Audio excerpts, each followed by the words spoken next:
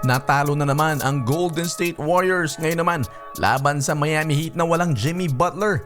Kitang-kita ang frustration ni Steph Curry, nag-viral ang reaksyon nito.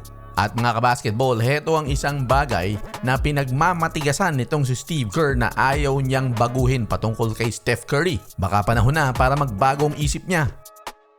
Pagkatapos magsimula ng 12 wins and 3 losses, nagtatatalo na ngayon ang Golden State Warriors, pero may isang bagay na nagmamatigas na baguhin itong si Coach Steve Kerr na kung gagawin niya ay baka ito ang bumaliktad sa kanilang kapalaran. 18 wins and 18 losses ngayon ng Golden State Warriors, tabla sila ng San Antonio Spurs sa ika-9 at 10 at nakabuntot lang ang Kings at Suns. Kung hindi nyo napapansin, pinaglalaro lamang ni Coach Steve Kerr si Steph Curry ng 34 minutes sa kada laro. Ayon kay Coach Steve Kerr ay ginagawa na raw niya ito ng ilang taon na at hindi niya raw ito babaguhin.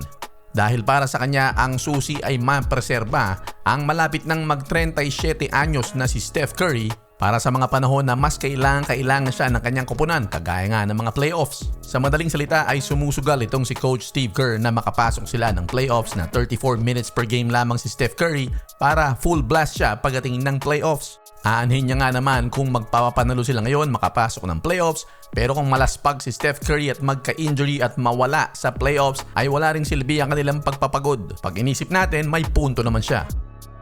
Nag-viral ang reaksyon ni Steph Curry kanina pagkatapos silang tambakan ng walang Jimmy Butler na Miami Heat, 114-98. Parang tulalang napakalalim ng iniisip na hindi mo maintindihan, nagpaikot-ikot sa court itong si Steph Curry. Parang nasikmuraan na naman ang Golden State Warriors kanina nang tinalo nga sila ng Miami Heat na walang Jimmy Butler. Ito ang ika-15 talo ng Golden State Warriors sa huling 21 games sila at bumaksak nga sa 18 wins and 18 losses, pang-siyam sa West.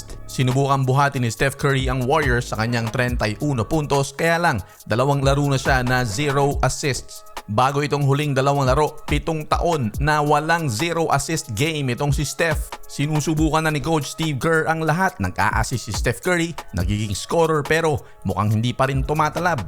Kaya tignan nyo naman ang naging reaksyon ni Steph Curry pagkatapos siyang ilabas. Halatang frustrated itong si Steph Curry at tila pagod na pagod. Malalim ang iniisip, paikot-ikot, pabalik-balik na tila maraming katanungan sa kanyang isip at naghahanap ng kasagutan. Buti na lang nasa kalahatian pa lang ng regular season.